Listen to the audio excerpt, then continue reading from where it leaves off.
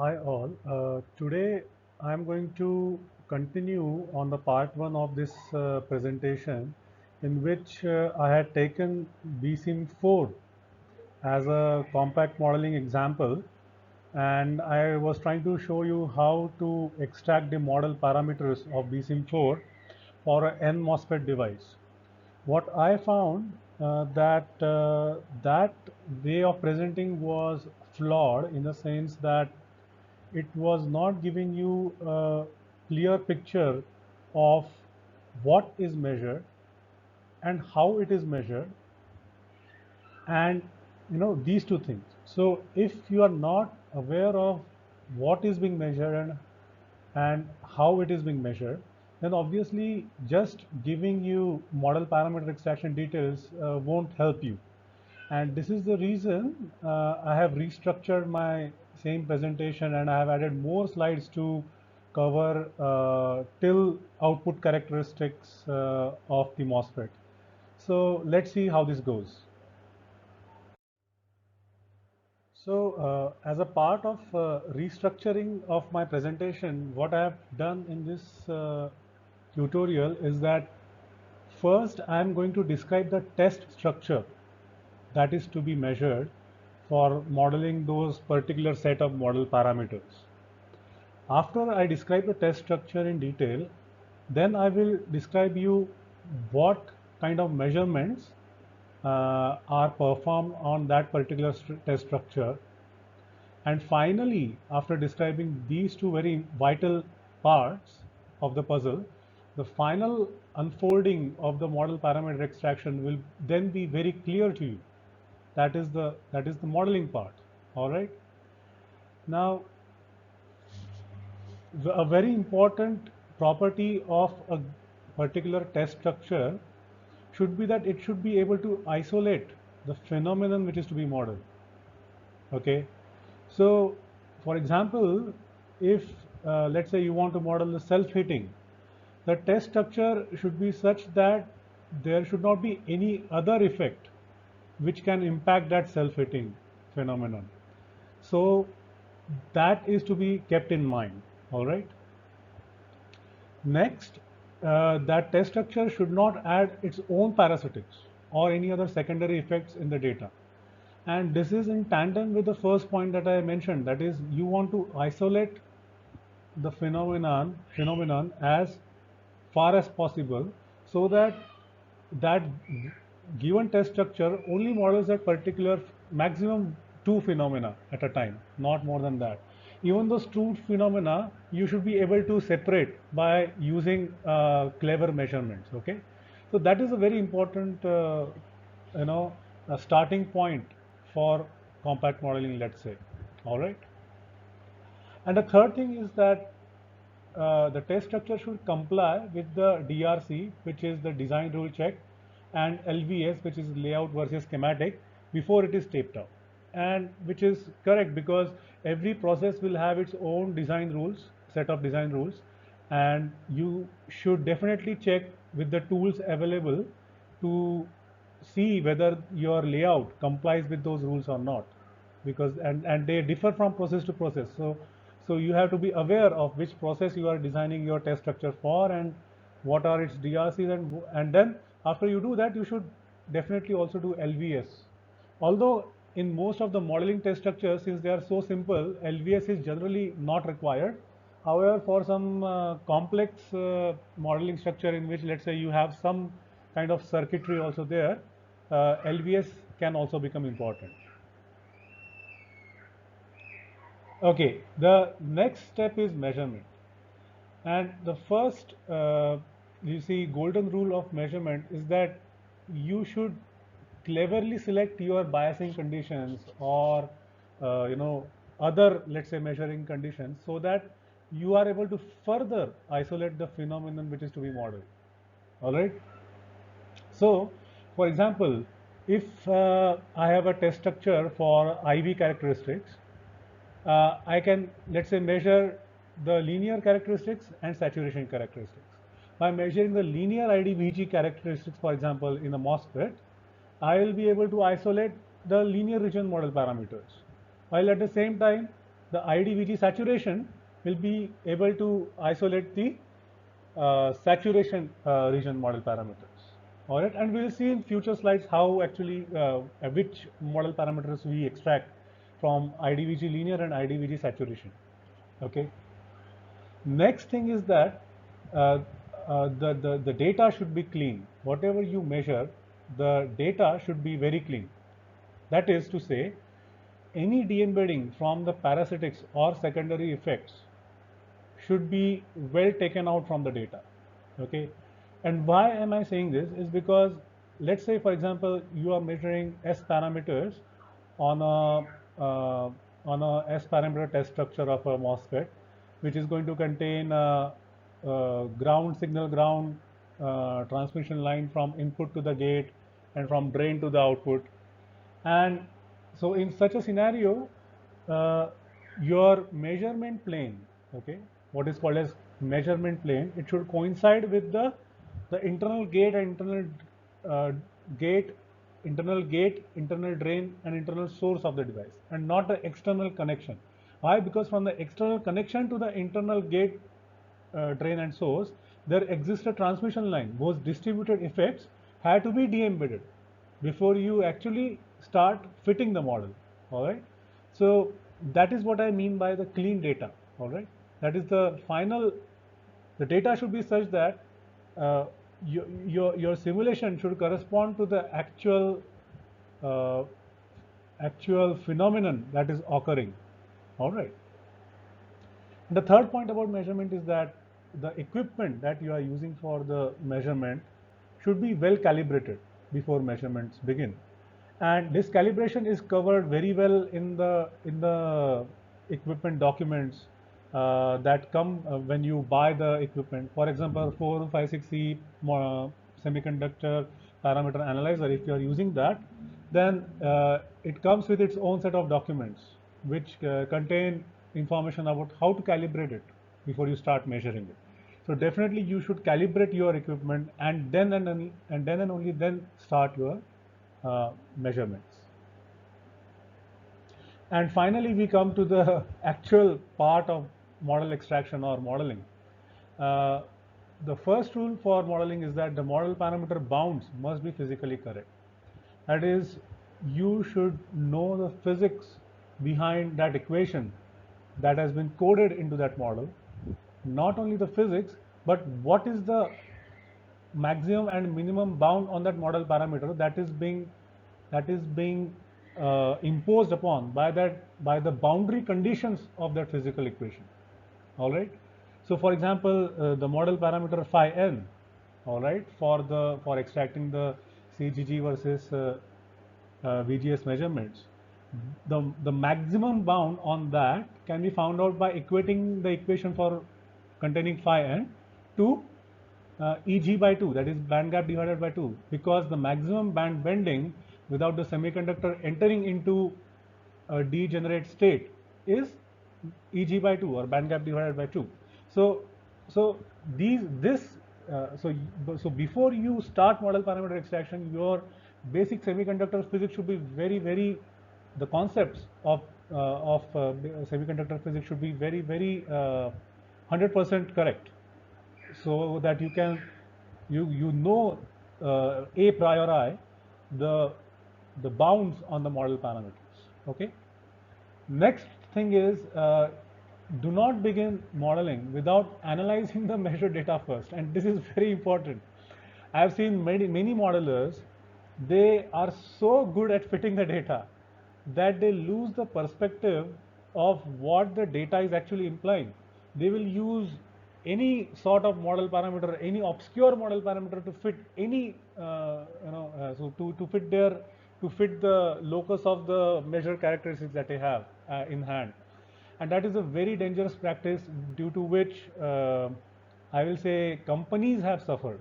Okay, that's why I have put this "do not" in the bold, because I have seen in front of my eyes uh, CEOs of company blaming the modeling engineers for not doing their job correctly, and this is just because you are in a hurry to fit the data. and you are not interested in seeing the trend. So first thing you should see is the data and the trend in the data. What the trend in data is suggesting is, let's say, is there any abnormal behavior? For example, the subthreshold slope seems to be weird, or there is a gate induced drain leakage or current wherein you don't expect it to be there for that device. So all these things must be noticed, and let's say you can create a report of that, that okay, this is something weird, this is something very normal, I can fit it using normal flow, and so on and so forth. So this analysis before you begin the modeling process is very, very important and should not be neglected at all by a modeling engineer. And finally, you should also, after the model parameter extraction, and also during the model parameter extraction, you should remember to check the model for any convergence problems regularly, okay? Because what happens is that many times you extract the model parameters and then you check out the model into PDK, and then after 1 or 2 months after release, circuit designer flags the error, saying that okay, for my circuit conditions there is a convergence issue. So it is very important that you know the application of that model. That is, whether that compact model is going to be used for a digital design, analog design, mixed signal design, RF design, and then you should create QA scripts. QA stands for quality assurance. You should create proper QA scripts that through which you should run the model, and the QA script should be such that that model is exposed to all the extreme bias conditions and other simulation conditions, like let's say temperature and other stuff, that that model working as a part of that circuit will be exposed to in the practical circuit design. All right. So quality assurance, QA, before releasing the model into PDK is also another very, very important area, okay, and which should not be neglected, so that your final customer, that is who is a circuit designer, should not face any convergence issue, because that reflects very bad on your team, okay, as a whole. And these are the three major points I feel that a compact modeler should definitely remember before releasing their models into PDK. So the figure on left hand is the device cross section for N MOSFET, which is taken directly from the BSIM4 manual. It shows clearly 4 terminals: the gate, the source, the drain, and the bulk, which is the substrate or the bulk terminal of the device. And the gate is doped N plus, the polysilicon gate. Here for in the source and drain regions, there is N plus doping again. The thickness of the oxide is TOX here, which is shown here, and there is a P well which is same as P substrate in this particular device cross section. However, for a particular process which might not be having P substrate as a substrate, it might be N substrate, in which case you will definitely need a P well region in order to have a N MOSFET, right?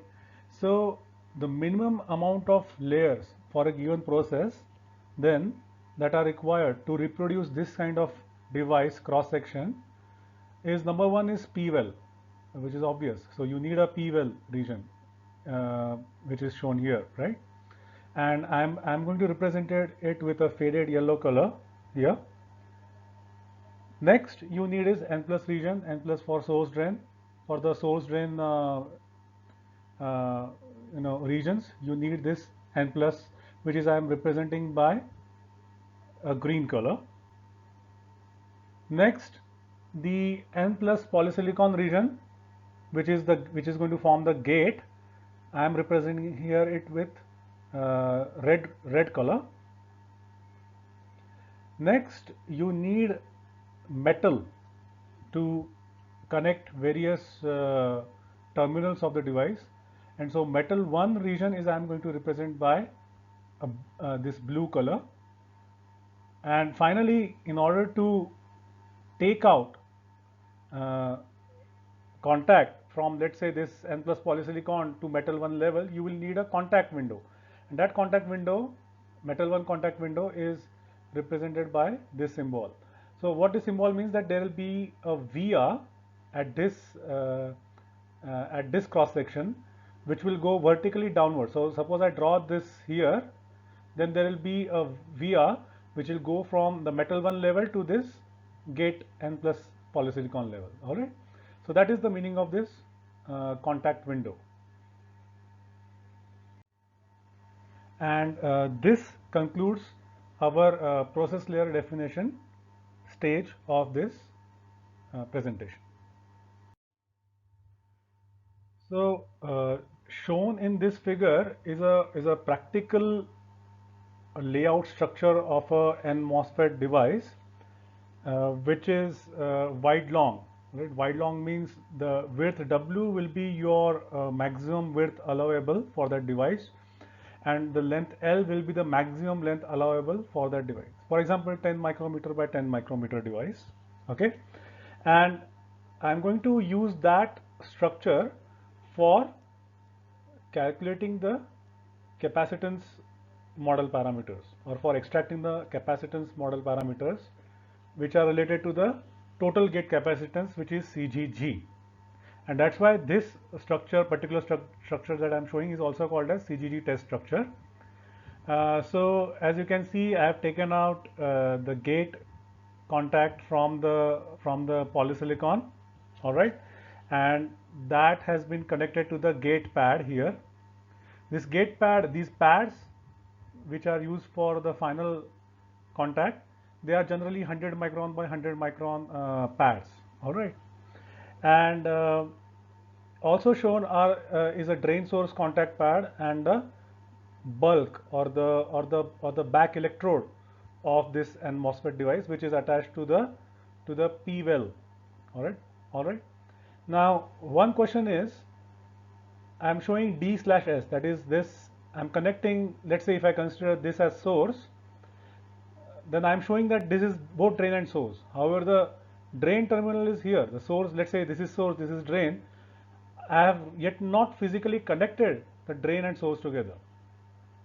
So the one way to connect is to route this metal like this, extend it here, and then connect here to the source.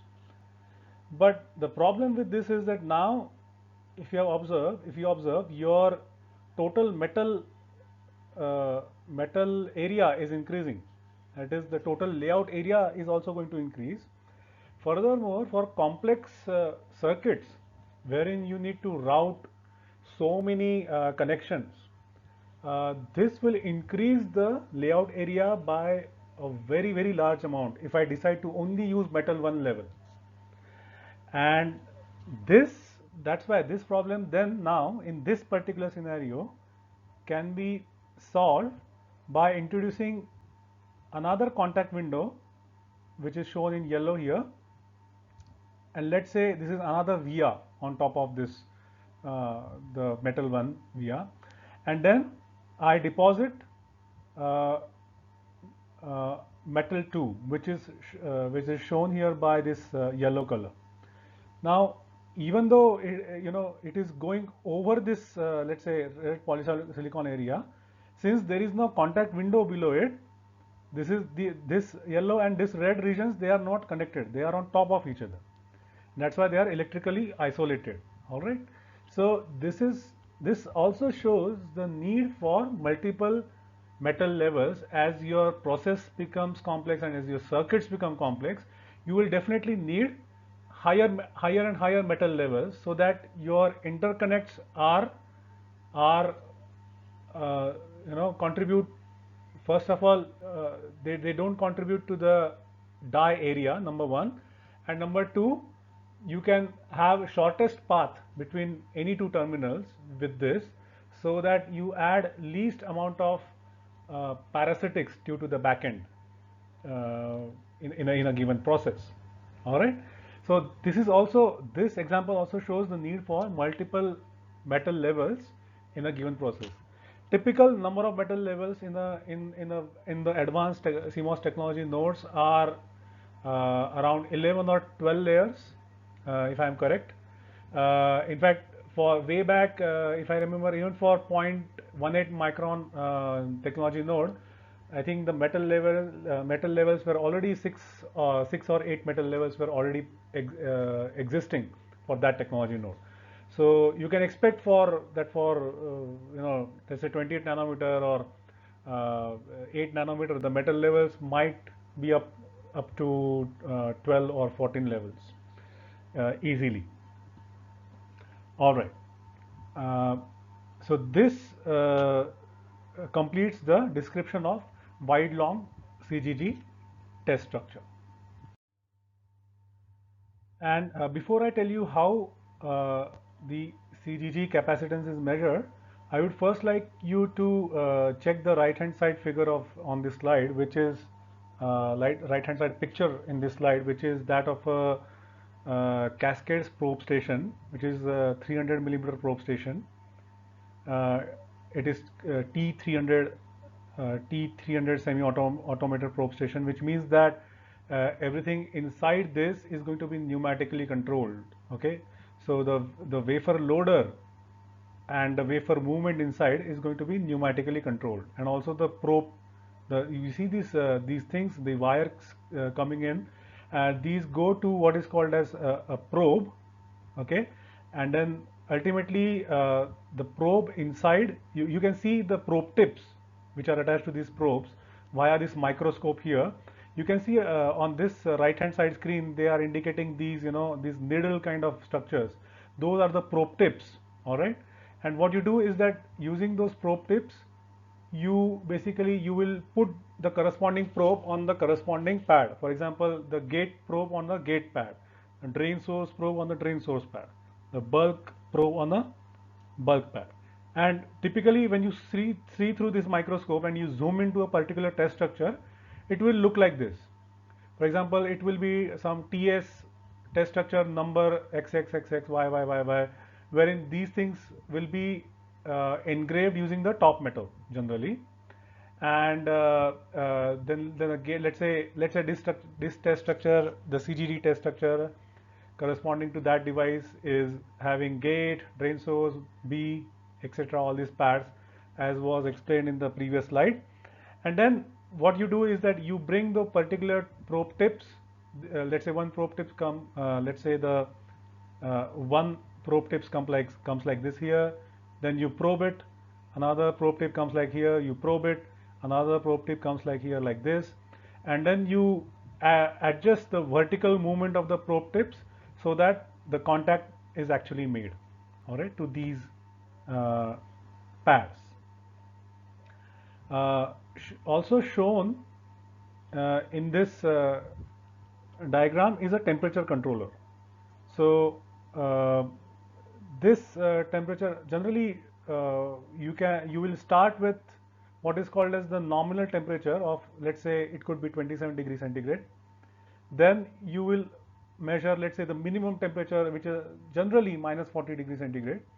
And for silicon devices, I have actually modeled till 170 degrees centigrade as a maximum temperature.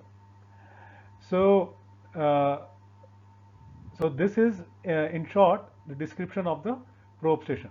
Now how will you measure the CGG? So here on the right hand side, this is if I guess it correctly, it's a parameter analyzer. So instead of parameter analyzer, there will be a similar looking equipment, but it will be measuring. It will be basically CV meter. For example, 4285 CV meter from Keysight. All right. Generally that CV meter will contain two terminals, high and low, which you need to calibrate. You need to do open calibration and short calibration before you attach it to the probes. All right.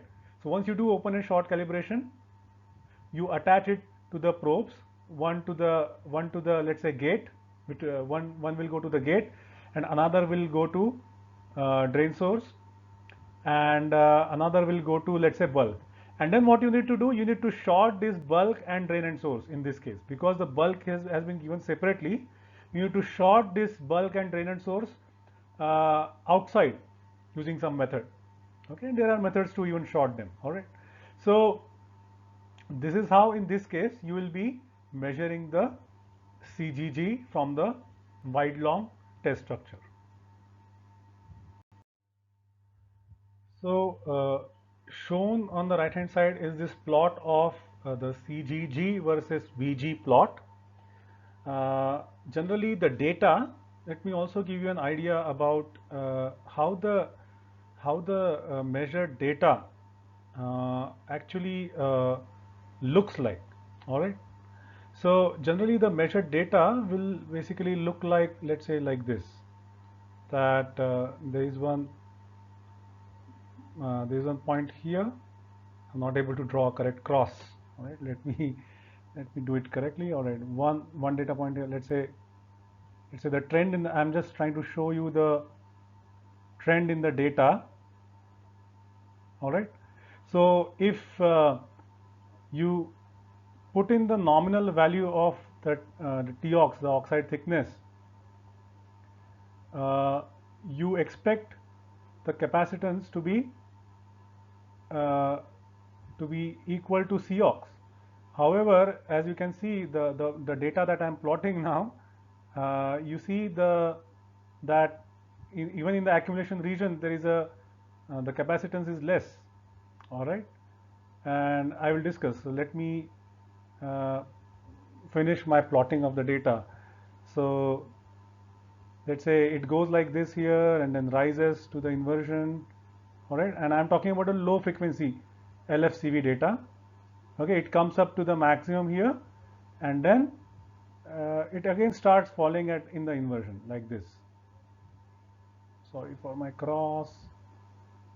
Yeah, I'm exaggerating this fall, but yeah, you will see a fall like this here.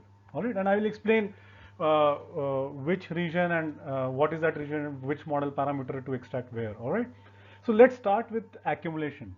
Okay, so what you expect if you put the TOX, which is the nominal value or the typical value of TOX as given by the process definition, into the compact model, you expect the simulation and even the measured data to align with that C equal to COX, okay, which is shown here by the black line here.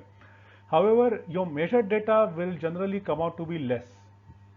Okay, you like this, the way I'm showing it, and you will also see that this deviation from COX and the deviation from the ideal characteristics, they will also shift, in this something in this manner, from the accumulation to depletion region and then again to the inversion region.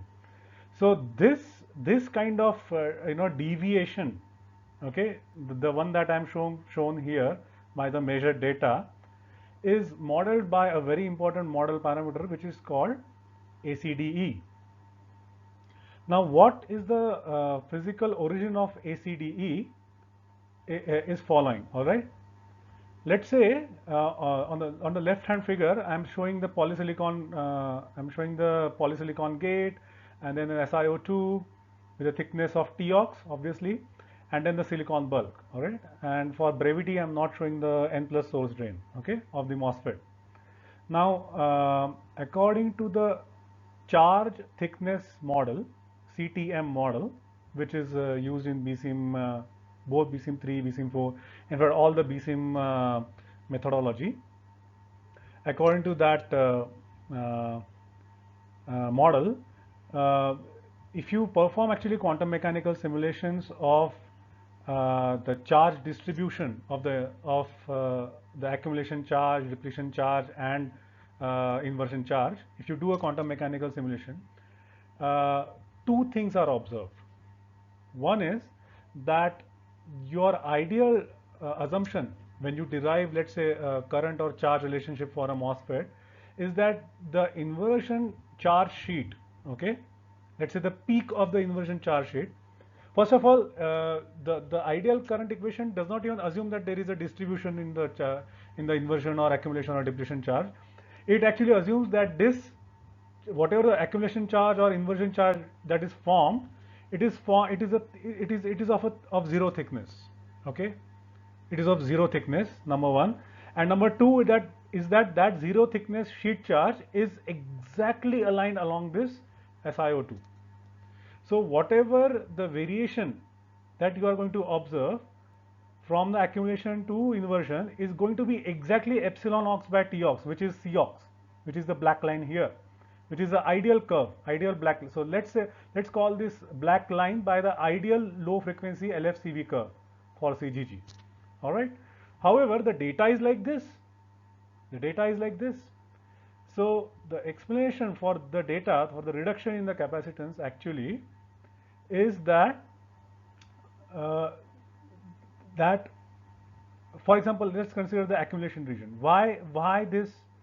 Why should the data, decrease? Why should this? The measurement decrease from Cox, ideal C equal to Cox? What happens is that uh, first of all, now what I'm showing is the centroid of accumulation charge. Okay, the centroid of accumulation charge, which means that there is going to be a distribution around this centroid. Okay, now this centroid of the accumulation charge itself, according to the CTM model, shifts away from the SiO2 interface by a distance that is xdc, and that xdc according to BSIM is given by this expression, this complex expression. And so what they say is that as you move from accumulation towards depletion, the xdc kind of increases, okay, and it increases till the flat band condition is reached. And of course this increase is a function of the gate electric field, and which is basically this VGS minus VBS minus V flat band. This is divided by the T ox. So this is the vertical gate electric field, right? And this is, and it is obviously and inversely proportional to the depletion and depth, which is the doping of the P well, and multiplied by a fitting parameter ACD, whose default value is 1, and exponential of all of this. Okay, so what this CTM theory says is that the XDC increases as you move from accumulation towards the depletion, and as this XDC increases, which is modeled by this expression, from accumulation to depletion, what it will do, it will add extra capacitance in series with this Cox, whose value will be epsilon silicon divided by xdc. Okay, obviously this is the silicon here, right? So the epsilon silicon divided by xdc will be the additional series capacitance that will be added, and as we know that series combination of capacitance is less than the individual values of the capacitances, and that's why the capacitance in the accumulation deviates and decreases from its ideal value of Cox. All right, so which is shown here. And then at the flat band condition, which is here, at which the surface potential is 0. Psi 0 means it is flat band, and so that so in which case VGSE or VGS will be equal to VBS plus V flat band. Okay, so and under that condition, this term will be 0. So exponential 0 will be 1, which is the maximum value of XDC. So XDC maximum is 1 by 3 L debye. Okay, so that will be the maximum deviation of the centroid from the SiO2 Si interface, which I have shown here.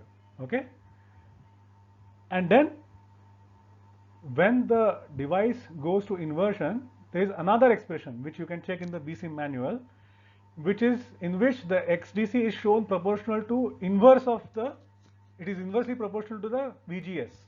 Okay, which means that this after the flat band, as we will go into depletion and then go towards inversion, this layer will again start coming back towards the SiO2 interface.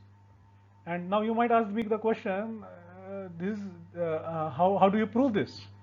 So the folks from BSIM have proven this using quantum mechanical one-dimensional simulations, essentially, basically, when I say quantum mechanical simulation, basically what they are going to do is that they are going to consider the finite amount of charge distribution here, and then they are going to solve basically in this area. If you have to solve the Schrodinger coupled Schrodinger and Poisson equation here, and there are many such quantum mechanical particle simulators available, and you can actually they have used BSIM folks have used those simulations to prove that as you move from here to flat band condition, the centroid moves away, reaches its maximum at 1/3 L debye, and very important note here is that the maximum value is 1/3 of L debye. And you might ask me the question why the debye length is coming, and the very important thing about debye length is that it is the debye length is the screening length. In one of the other tutorials on plasma physics and application of plasma physics to semiconductor processing, I had explained debye length for plasmas in very detail. Similar concept also applies to the solid state materials. The debye length in a solid state is basically the screening length. So if you are below that screening length, which is here, less than even 1/3 L debye, the gate voltage, okay, in this case, is going to affect this charge distribution here. Why? Because the XDC is still less than the than debye length, or 1/3 of debye length. And then quantum mechanically it is proven then using the quantum simulations that maximum this gate voltage can control this till this guy reaches 1/3 L debye. So after that, definitely what is going to happen is that there will be a reversal of the electric field, okay, and then the centroid of the inversion charge will start moving towards back towards the SiO2 interface. What if you say that okay, can this centroid move more than 1/3 L debye? The physics tells us that if let's say this XDC is of the order of L debye, or a much higher portion of L debye, what will happen is that due to the screening effect, okay, the gate, any external electric field, let's say in this case the gate voltage, will stop affecting the charge here because of the screening effect of the material, which is given by the debye length. So this is the physical significance of the 1/3 L debye. Okay, this is the physics why the L debye comes in the expression for XDC. All right. So enough of this TEOX and ACD. However, this is the most important part where people can misunderstand or mistune this parameter ACD. All right. All right. Then after you do TEOX and ACD, you go to IV for the wide long device, and from the IDBG lint plot you extract the K1 and K2, which are the body coefficients. K1 is a function of the doping of the device, the end depth basically, which is the doping of the bulk here, or the P-well in our case, and K2 is a function of the applied VBS. So when I am saying IDVG bracket VBS, you need to measure IDVG as a function of VBS also, and that function of VBS is going to be fitted by K2. And when you have done this, then you can come back here and then fit K1 here, because the K1 is going to basically decide the slope of this transition from the accumulation to depletion, and also the extent of this depth of depletion. Okay, so that is going to be the doping, and the x-axis shift in this in the threshold voltage, which is going to start the transition from the depletion to the inversion. So somewhere here, which is psi s equal to 2 phi b. So this point is actually then to be tuned by the model parameter VTH 0, which is the long channel, long width threshold voltage model parameter in BSIM. And once you do this, then you go to phi n, and phi n is something that basically is a tuning parameter which feeds the width of this device. What people used to observe that this width will be sometimes lesser than that predicted by 2 phi b, by saying that the inversion occurs exactly at psi s equal to 2 phi b. So they split this psi s equal to 2 phi b into phi b plus 0.4 plus phi n. So that is how they split, and because of that splitting, if you tune the phi n, you can then naturally tune this x-axis width in this surface potential calculation basically. So that is the model parameter phi n for you. And then finally, this decrease in the measured data from the COX, this is primarily in inversion due to the polysilicon depletion effect, which is modeled by the model parameter N gate. That is which is the doping of the polysilicon, as I already showed in the one of the previous slide wherein I was showing you the cross section of this device. So these are the model parameters primarily that you extract from the CGG wide-long plot. So furthermore, after you fit the wide-long CGG, you need to now extract the overlap capacitance parameters, which you will do by using this wide short CV test structure, which is shown in this figure.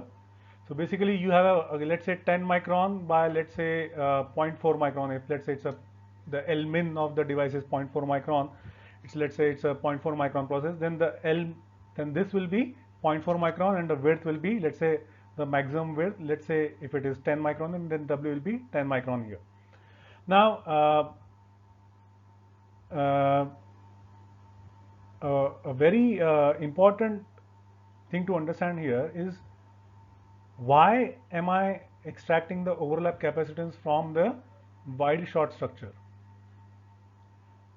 The reason for that is that what I'm actually extracting is this overlap, that is the amount of excursion of the N plus source and the N plus drain inside the polysilicon. So I'm talking about that overlap capacitance which I want to extract. If this would have been wide long device, then the contribution due to the CGB will be much higher, and which will overshadow the overlap capacitance, and any fringing capacitance due to CGB, even if I decide to keep the bulk floating and only attach the drain and source and as one terminal of the capacitance measurement, and gate as the other terminal for the capacitance measurement, in which I will be eliminating CGB. Even in that condition, the parasitic capacitance due to CGB can add an extra component to the overlap capacitance. That's why I need a wide short CV test structure in order to extract the overlap capacitance. So shown in this figure is CGS plus CGD overlap capacitance. Neglect is what I'm saying is CGST. It is CGS plus CGD on y-axis and VGS on the x-axis. Okay, and the way I measured it is using CV meter with VD equal to VS. That is VD VS shorted, drain and source shorted, as was also clear from the layout which was shown in the previous figure, and a VB or the bulk terminal is floating. So floating a terminal in a CV measurement, it eliminates that component. For example, if B is floating, then it is eliminating the CG, it is eliminating in turn eliminating the CGB component. So all I now have is CGS plus CGD on y-axis and VGS, or basically VGS or VGD. VGS and VGD are same because D and S are same here. So that on the x-axis. Okay. So if I measure in such a manner, since the CGB has been eliminated, CGB would have contributed the accumulation capacitance and then depletion like this. Okay. So since I have eliminated the CGB, what is now remaining is the parasitic overlap capacitance in this region for negative VGS. Okay, so the way it is modeled is that at VG equal to 0, you tune CGSO and CGDO, assuming that your device is symmetrical. The CGS overlap and CGD overlap, which is CGDO CGSO for VG equal to 0 volts, has to be kept same. All right, and this variation as a function of negative gate bias is modeled by CGSL and CGDL. All right, and generally you put both CGSL and CGDL equal, assuming that it's a symmetrical device. Then what about this inversion capacitance here? The inversion capacitance is basically this capacitance in the inversion region is basically due to the overlap. And as you know, that BSIM models L effective CV by L drawn, which is L minus 2 times DLC. So DLC is the overlap length, and that is the reason you in this region you fit the DLC, because this is the total CGS overlap due to the channel turn on of the device. And remember that this component here is the parasitic component, which is the C overlap plus C fringing. So in this region you can fit the fringing component to tune this amount here, okay, which I have indicated here. All right. So this is how you extract the overlap capacitances from the wide short CV test structure. So this is the wide long IV test structure, which is same as the wide long CGG test structure, except that now the drain and source are separate. All right, and the way obviously this let's say if I call this as drain and this as source, then the connection will be via metal 2. All right, so I have 4 terminals: gate, drain, bulk and source, to apply my biases across and measure the device for its various characteristics like linear, saturation, so on and so forth. So this is how the IV structure for wide long device looks like. And let's say you measure the ID/VG linear characteristics of this device, of this wide long device, which is basically you sweep the gate voltage on the x-axis, keeping the drain voltage at 50 or 100 millivolts at nominal temperature. If you measure it and plot it on log scale, it will look like this.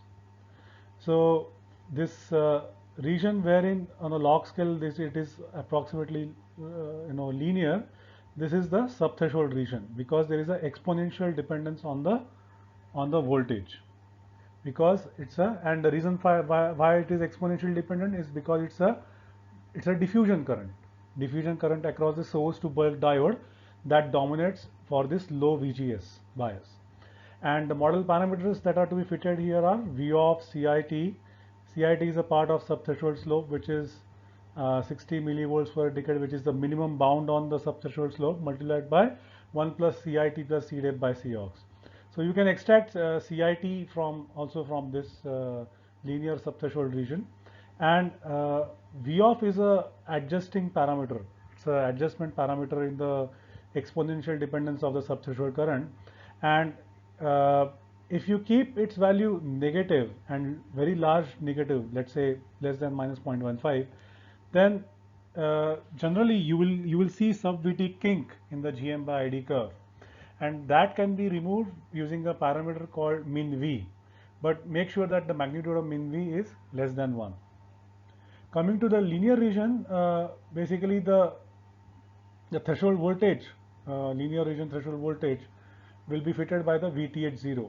So what you need to do is that you need to fit the VTH0 here, again go back to CGG characteristics to check if that VTH0 makes sense. So then if there could be a situation wherein you require 2 different VTH0s for the IV and the CGG characteristics. In that case, generally people give preference to the to the uh, IV characteristics, and this has occurred in my experience in certain cases. However, those cases have been very rare. For very few devices, I have had to do this kind of sacrifice. However, for most of the cases, the VTH0 here and at the CGG characteristics, they will generally be very close to each other. Then for modeling the slope of this linear region and also the vertical gate electric field mobility dependence, you need model parameters U0, UA, which is a first order correction, and UB, which is a second order correction, and then UC is the correction due to the VBS. So whenever I say UC is a function of VBS, you need to measure the same characteristics as a function of VBS and then fit UC there.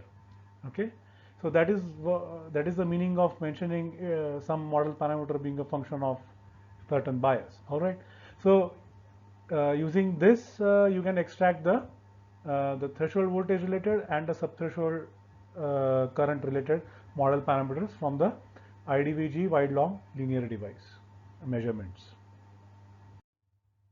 So similarly, I'm showing the test structure for the wide short IV measurements, and I think this figure is self-explanatory, and I don't think so. There is further explanation that is required to explain this figure furthermore. So let's say I measure this white short device for the linear region that is with these bias conditions. So on y-axis there is a drain current which is the red, which is shown in red color, and on x-axis there is a VGS, the gate to source voltage. Okay, shown in the green color is the corresponding transconductance, which is basically the derivative of drain current with respect to the gate voltage. Okay. Uh, so now, given these characteristics, what are the different model parameters from BCM4 that you can extract here? First thing is from the GM max point, what you can extract is a parameter lint. Now, lint is the corresponding parameter for DLC for IV for current simulation in BSIM. So basically, in my experience, you can use lint to fit the GM max point in the linear IDVG wide short device. Now the point here is that you can say, why this GM max point? Why not any other? Because L effective for calculation comes in the calculation of current in the form of the ratio W by L. It's in the denominator. So why that? Why GMX point and why not every other point? The reason for that is because if I select, let's say, any other region for this white short device, uh, there are different there are various other model parameters. For example, if you see this region, this is dominated by the series resistance. Although in the figure it appears very close to the GM max point, generally it will be GM max point will be slightly here, so not under this. Okay, so at the tail end of this IDVG linear device for white short measurement, you will generally see the effect of series resistance, which could be due to the contact source drain contact resistances or the source drain. If you have a LDD, lowly doped region, or basically the overall source and drain resistance effect, that will be very much evident here. And why? Because your channel length is the minimum, so the contribution due to the channel resistance is minimum, while the contribution due to the source drain region resistances is maximum, and that will show its effect here. And to fit that effect, you have model parameters like PRWG, which is a function of VGS, and PRWB, for which you need to measure the same characteristics as a function of increasing VBS, and then you can fit the PRWB there. So if you see any other point along this, you will see that ultimately it's a GM max point which shows the maximum sensitivity to the model parameter lint. Now, a caveat here is that in order to avoid a non-physical behavior of the simulated charge being very different from the charge that is contributing to the current, which is here, okay, that is, in other words, I am saying that value of lint, extracted lint from here, should be very close to the extracted DLC from the CGG measurements. And because people were finding that these two numerically come out to be different, that's why BSIM folks kept these two differently. However, there is one caveat here. If you have a huge difference between lint and DLC, the charge calculation will be very different than the current calculation, the charge that is contributing to the current. So, and that is basically very non-physical, and that will also lead to a behavior in which charge, apparently there will be a non-conservation of charge. So, in order to avoid all those issues, physical issues, ideally you should keep lint equal to DLC. And in most of my practice, I have come across the situations wherein the lint and DLC are exactly equal.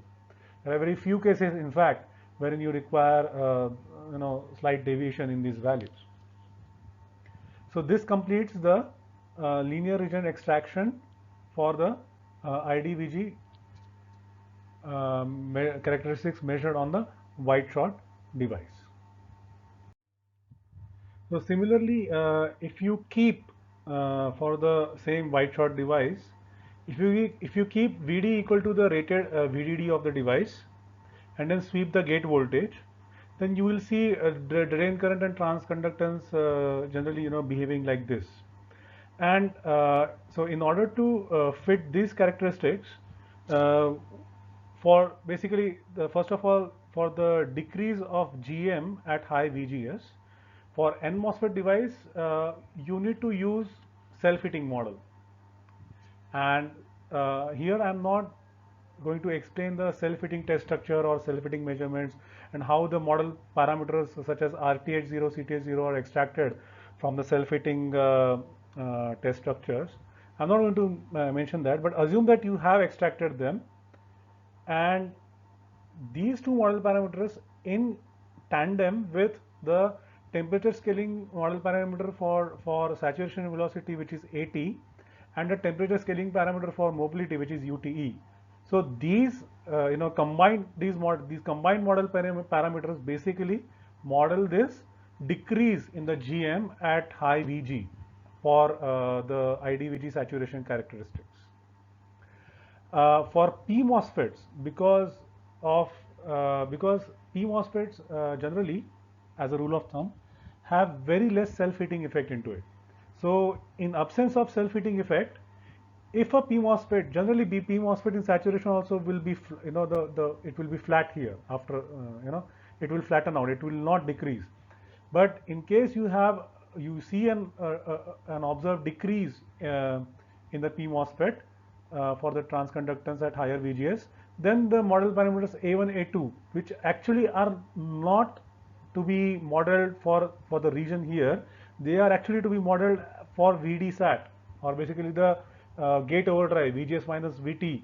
Okay, they are for that. However, it has been observed that you can actually make some parameter negative here and there, and you can fit this negative slope of GM for higher VGS using the model parameters A1, A2. Then the single point, which is the threshold voltage in saturation region, VTH sat, that can be fitted. The primary parameter that fits it is eta 0, and you need to refer to, definitely you should now refer to the BSIM4 manual how the equation is. Okay, and eta 0 basically models the drain induced barrier lowering. So the it actually models the threshold voltage decrease, okay, from linear to saturation due to the drain induced barrier lowering effect. So that is the model parameter eta 0. this model parameter should be used in tandem with these three model parameters, which are d sub, dvtp0, dvtp1, which are said to be due to the charge sharing effect. Okay, that is, as you decrease the channel length, the charge sharing between the gate charge sharing between the drain source and the bulb, that kind of varies, and that is a short channel effect, which is modeled by these three model parameters d sub, dvtp0 and dvtp1. So eta 0 is supposed to be used in conjunction with these three model parameters, which can be modeled by plotting the saturation threshold voltage versus the length. So the way it will come is that if I plot on the y-axis, if I plot the threshold voltage, the VTH versus the length, generally you will get something like this. This decrease, so this decrease is due to the short channel effects, such as charge sharing and dibble. So this trend in the decrease in the threshold voltage is to be fitted by this d sub, dvtp0, dvtp1 together with eta 0. Okay, so this is how you will fit the short channel effects. Okay, now the same plot, if I plot as a function of VBS, so let's say as a function of if I increase the VBS, the negative VBS, what I will see is that I will see this plot shifting upwards like this for the increasing value of magnitude of VBS. Okay, so where VB is negative, okay, I am not going to apply a positive VBS because that will put the B2S diode into forward bias. So I am talking about VBS becoming more and more negative, okay, as I am increasing the VBS. What I will see is a shift in this shift in the VT versus L plot. Okay, VT saturation, threshold voltage in saturation versus length plot. So this then can be fitted using eta B. Okay, eta B. All right. Now, finally, the ID sat. Okay, I'm sorry, the drawing now is impinging on this. So this point here is the ID sat, and that saturation current is fitted by the model parameter VSAT. So VSAT is the model parameter which says that, okay, after a certain point, after pinch off, the velocity saturates, velocity of the carriers saturate. So that and they saturate with the velocity of VSAT. So that VSAT is to be fitted at this single point measurement of ID sat. Okay, so this completes the extraction of the short channel parameters in saturation region. Now, shown in this plot is the output characteristics, which is drain current on the y-axis and drain to source voltage on the x-axis. And this figure I've actually taken from the BSIM4 manual itself. And you can also see for a particular VGS how the output R out, which is 1 by GDS, behaves. So it is low in the linear region, then starts increasing in the channel and modulation region, then reaches a peak in the DIBL region, and then again starts decreasing in the SCB region, which is basically the impact ionization current region. Okay, so this is the general idea or general picture of the output characteristics of a MOSFET device. Okay, and this transition basically from triode or linear region to the channel and modulation or the saturation region is this point is basically the VDSAT, or which is the VGS minus VT for that particular VGS and VDS. So remember this point, because this will be very important point in the model parameter extraction of the output characteristics. Okay. Now this plot is for single VGS. However, you will generally vary VGS from, let's say, let's say 0.5 volt, 0.8 volt, 1 volt, 2 volt, 3 volt, like that. You will vary. So you will have a locus of output characteristics like this, right? So for example, I might have for lower VGS, let's say, I might have something like this, okay? For higher VGS, I might something have like this, all right? Uh, Sorry for this haphazard drawing here, but you get my point, what I'm trying to say. Now, this point, which I was showing by VDSAT, is a very important point, because the current at that point is basically the IDS0, which it comes in this expression for the unified drain current expression of PSIM4. After this IDS0, whatever the other terms are, for example, this is due to the channel length modulation, this term, the early voltage term. The early voltage term due to drain induced barrier lowering is this. The early voltage due to SCBE is this, and due to drain induced threshold shift is this, okay, which I am not going to discuss here, okay.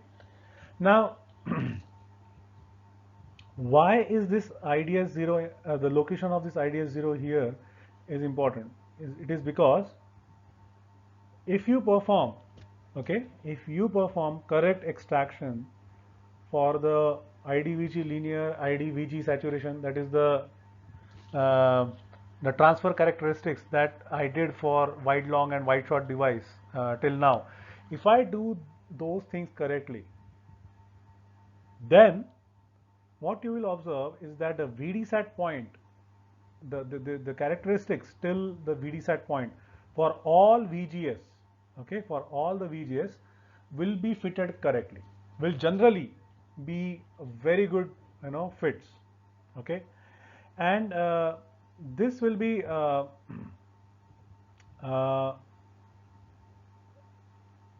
and why this is important? Why? Because if I fitted this region linear till VDSAT correctly, and everything is falling correctly for all the VGS in the output characteristics, and for all the combinations of widths and lengths, that is wide long, wide short, narrow long, narrow short, and all the widths and lengths in between. So if I have done that correct transfer characteristic modeling for all the geometries and for linear and saturation regions correctly, then you will see that in the output characteristics till the VDSAT, everything will be, when you simulate now, everything will be fitted correctly, okay.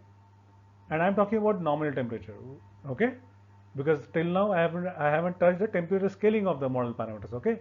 So I'm talking about a particular that nominal temperature at which I'm extracting all the other parameters right now. Now, so if you have done it correctly, starting from this to this, everything will be lying in tandem, in in unison with the data, okay. Now, to fit this VDSAT, okay, fit the VDSAT.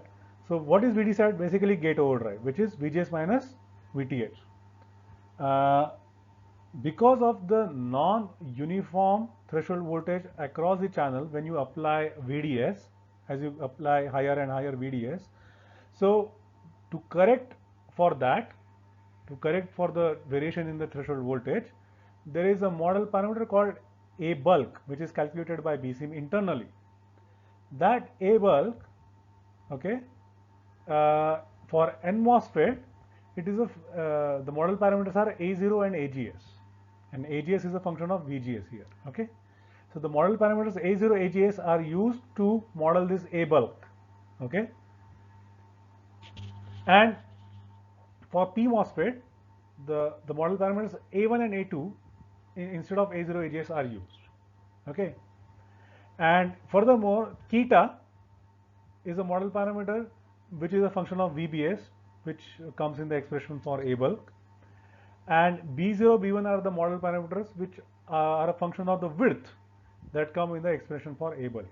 So the suffice to say, the the fitting of VDSAT for different VGSS, for different VBSS, for different widths is basically governed by this model parameter A bulk, and you need to fit this VDSAT points using for N MOSFETs and P MOSFET differently.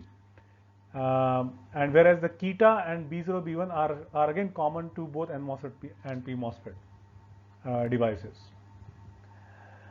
So once you fit the VDSAT points correctly for all the widths, lengths, and all the scaling of the geometry scaling of this device, you can fit the this channel length modulation, early voltage due to channel length modulation by using PCLM and PVAG, which is obviously a function of VGS, all right, and the model parameter LITL.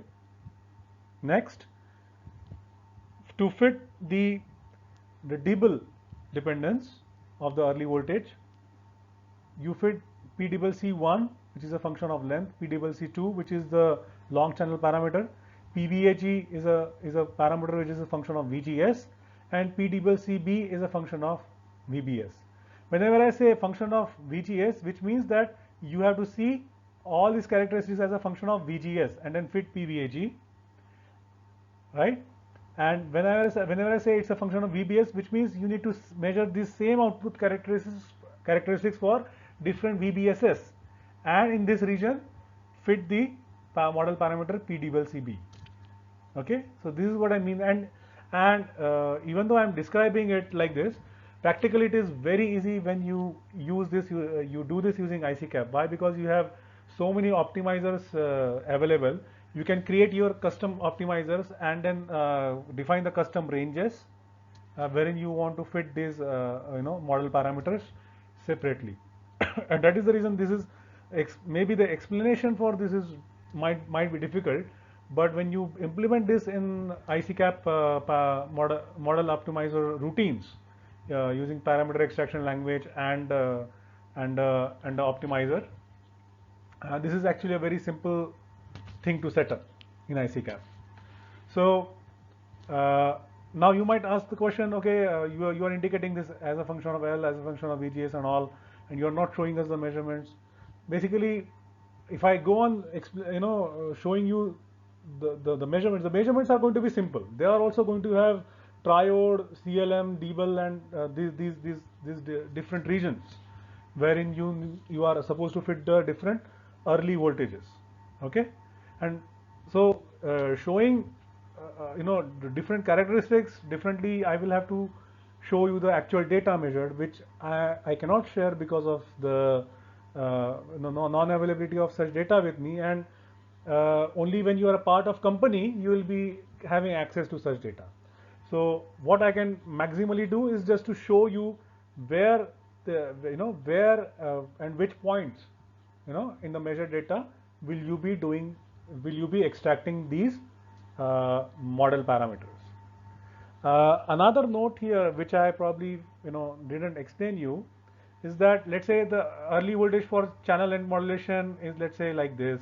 Early voltage by Dibble is, let's say, meeting like this. So what do you mean by these early voltages? Basically, the early voltage concept actually came from the bipolar transistors, because bipolar transistors, from their physics, it was directly coming from their physics. From the MOSFET physics, you don't get the concept of early voltage right from the physics.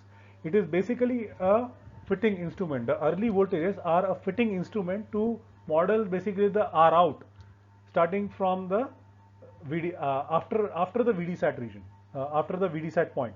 So the whole concept of early voltage after VDSAT is basically empirically based, and basically is to be fitted using the data, the actual data of the device. All right. So this completes the explanation for the output characteristics for the wide long device. Similar thing you can do for wide short, narrow long devices. But then many a times you need something called as binning, okay, which is what I'm going to explain in the next slide. So a model parameter P, the final value of the model parameter P that is used inside BCM model is basically the nominal value that you supply, that you extract, okay, at the nominal temperature and all that stuff. That nominal value plus LP, where L stands for the the prefix L stands for binning, L length binning of the model parameter P divided by L, plus width binning of the model parameter P divided by W, plus the P binning of the model parameter P divided by W times L. So this small p here is the product array. Okay, this small p here is for the product array, which is the intermediate widths and lengths between the wide long and wide short and narrow short device, right? So uh, so that is that. So what I mean by that, let me explain it using this uh, table of geometries. So on the this axis I have length, on the vertical axis of the table I have widths.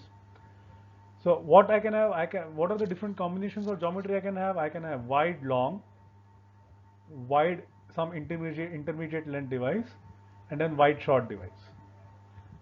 Similarly, long wide, long intermediate, long narrow, intermediate wide, intermediate, and intermediate narrow, and then short wide device, short intermediate device, and short narrow device. Okay, so and there could be devices along this diagonal, okay, which are basically what is called as the product array. Now what I'm showing here is the binning parameter that will be applicable for that scaling. Okay, so if I go along the length, I have to use LP from wide long to wide short. Okay, if I go along the width, I have to use the W binning, the WP binning model parameter for that parameter P. Whereas if it is intermediate, I have to, it will be a combination of WPLP. And if it is for the when I approach for the geometries which are both narrow and short and closer to that, then then I have to use the both width and length dependence of that parameter, which is PP. All right. So this is the explanation for binning. Okay. And what this means is that once I do the model parameter extraction for wide long device till output characteristics, after that any deviation that I encounter, let's say for uh, the let's say IDVG linear, IDVG saturation, or output characteristics along this array, which is the length array, any deviation from the ideal characteristics, and for which I don't have, basically I don't have any physical explanation. Okay, there could be some very much secondary effects that might be working. Okay, and and let's say I find out that that length, the going along that length array, P is the model parameter that is the most sensitivity, that shows the most sensitivity to that length scaling, and that I can easily do using what is called as sensitivity analysis. So if I find out that the model parameter P shows the maximum sensitivity to that length scaling, then I have to use the L binning of that model parameter P. Let's say LVTH0.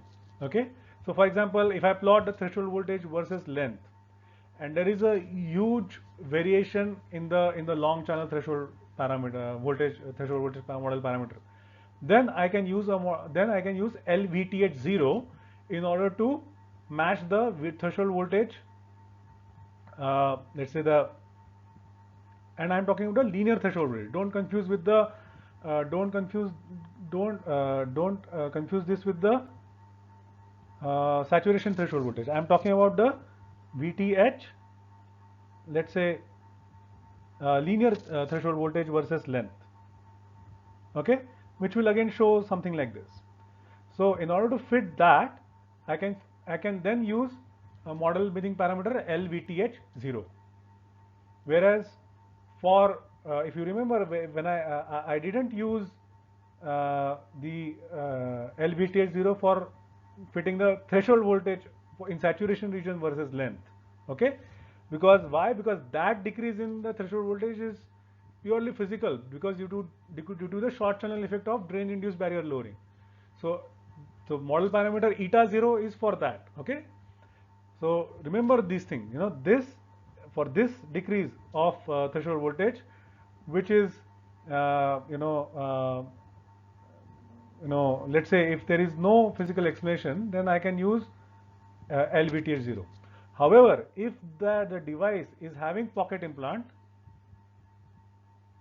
uh, which is then going to show itself as something like reverse short channel effect, then again you cannot use LVTH0, okay, because then it is again not physical. For that you need to use a model parameter called LPE0, okay, which models this later increase in the threshold voltage. I'm sorry, did I say that I don't have to use LVTH0? In that case also I have to use, sorry, in that case also I have to use LVTH0 to model this decrease in the threshold voltage. But if there is a reverse short channel effect, then which implies that there is a pocket implant, then I have to use a model parameter called LPE0, LP E0, LPE0, which models this increase in the threshold voltage due to the reverse short channel effect. Okay, in the for the linear threshold voltage. All right. So I hope my explanation is clear. Okay. Similarly, for width array, I will use the WP, and for the product array, I will use PP. Now, a simple question. Can I use L binning model parameter for VSAT? Uh, so now the answer to this question is VSAT is itself a short channel parameter, which means that it is proportional to 1 by L already. If I use LVSAT, okay, the final model parameter VSAT will then be proportional to 1 by L square, okay, because LVSAT is proportional to 1 by L square. So if I use this LVSAT, okay, that will make this parameter decrease as 1 by L square, which might not be a good way to model, because then it might not be because now you are decreasing a model parameter very fast as a function of L, which might not be that physical. However, kind of a 1 by L dependence is what is observed most of the time from the data, and that is the reason at the very start of the slide I was saying that you should see the trend in the data. You should plot the trend in the data you should plot the trend in the data before even you begin the modeling exercise. And this is the reason for that you should basically see whether the saturation current, let's say, is it decreasing 1 by L? It is decreasing 1 by L, then yes, VSAT is definitely to be used. Let's say if it decreases by 1 by L square, and then in that case, if you are supposed to use LVSAT, then you should definitely report it to your boss that boss, there is something very unphysical about this saturation current decrease as 1 by L square. Why? Because that is not generally that is observed in practical devices. Generally 1 by L and 1 by W dependence has been observed in the fabricated MOSFETs. So the moment you encounter 1 by L square dependence or 1 by W square dependence, you should definitely report to your technology team, which might take a look into into their device further. Okay. So this is also an example of how a modeling engineer can give feedback to the technology development team, saying that okay, there is some uh, obscureness or weirdness in the data for which I have to use some unphysical binning, let's say, and that hey, you guys, you should definitely check the process and all the technology aspect of this device, and maybe perhaps improve it using design of experiments. So suffice to say, binning is a very important tool in both modeling the device for the different geometries, number one, and number two, also detecting some anomaly in the data, which then may be reported back to the technology development team. So in this presentation, it has already exceeded an hour or so. Uh, till now, I have explained to you the CV modeling, both CGG and overlap. Then the linear region for all geometries, basically linear region and considering all the geometries, saturation region considering all geometries, and output characteristics considering all geometries. Whenever I am saying all geometries, I am implying the binning of the model, all right? And then once you are over with these four steps, very important steps, which is probably the 80%, 70 to 80% of the model parameter extraction. After you do this correctly, you can, let's say, plot threshold voltage as a function of temperature, saturation current as a function of temperature, and so on and so forth. And whatever the model parameters you fitted for those particular threshold voltage in saturation region, threshold voltage in linear region, IDSAT, VDSAT points, you plot them as a function of temperature, and whatever were the main controlling parameters, you see in the BCM manual what are the temperature scaling equations for them, and then you use those temperature scaling parameters to fit these points that you plotted as a function of temperature. So that is how you can do temperature modeling. Next, junction CV and IV. Remember that there is a drain to bulk and source to bulk diode that till now we have not yet modeled, and that can contribute to also to the off-state leakage of the device. Okay, in addition to the Giddel and Gissel currents and the tunneling leakage currents. So to model that junction, basically you need to have obviously different test structure, and you need to have three kinds of basically test structure. One that models the area diode, one that models the periphery diode, okay, and the other one that, and the third one that models the side wall, which is along the shallow trench isolation, that peripheral diode. So there are three different diodes that are to be modeled, and that's the reason you require three different test structures to model the junction CV and IV, which is actually beyond the scope, because then I will have to explain everything about the junction periphery and the sidewall periphery and everything. And I will suggest you to take a look at the BCM manual for the corresponding model parameters and so on and so forth. After you have completed the junction CV/IV and off-state leakage modeling, after that you go to 1/f noise. Okay, then also then after that you can go to well proximity effect, shallow trench isolation effect. So 1/f noise, WPE and STI I will not cover in my tutorials. However, I am going to cover the RF model parameter extraction in the next video, which will be the concluding video of this series. And the reason why I will only cover RF is because this will really be helpful to the RF circuit designers to understand how, what exact model parameters are there in the RF modeling, because this is a very big confusion. People believe all sorts of things, that these for example, VTH is also a part of RF model and all. Actually, it is not.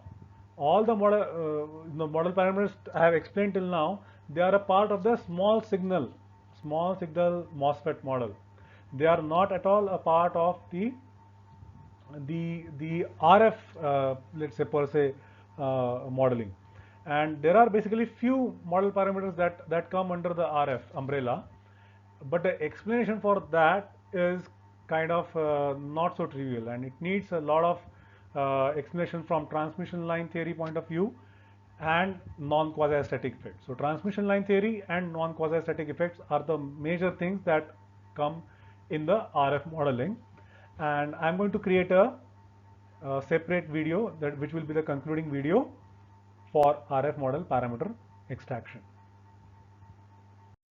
So as usual, I am concluding my tutorial by asking you guys to ask me as many questions. I know you guys will be filled with lots of questions because practically explaining model parameter extraction is in fact I had to think a lot before creating all those slides, because it's not a very straightforward process to explain it. To do that thing as an experienced modeler on the ICCAP platform it's a very, in fact it's a very simple thing, but to explain that and the regions and the physics and everything correctly require a lot of thinking, and I hope that you guys liked this presentation, this tutorial, and I hope that if you are a practicing compact modeling engineer, maybe I have eased your job, I hope. And if you are a student or if you are a circuit designer in RF or mixed signal or digital circuit designer in a company, I hope that you understand the amount of efforts and amount of physics that goes into extracting those models that you see in your PDK with lots of model parameters inside it. So I hope that I have been able to clear uh, um, as many doubts and as much physical explanation for the model extraction flow using BSIN4 as an example. And I will appreciate any questions in this regard, and please feel free to comment and share this video, and also subscribe to my channel. First time I'm asking people to now subscribe to my channel, so that I get motivated and to create even more videos uh, on this compact modeling and also device physics and other related areas. So thank you all. Thanks a lot. Take care. Bye.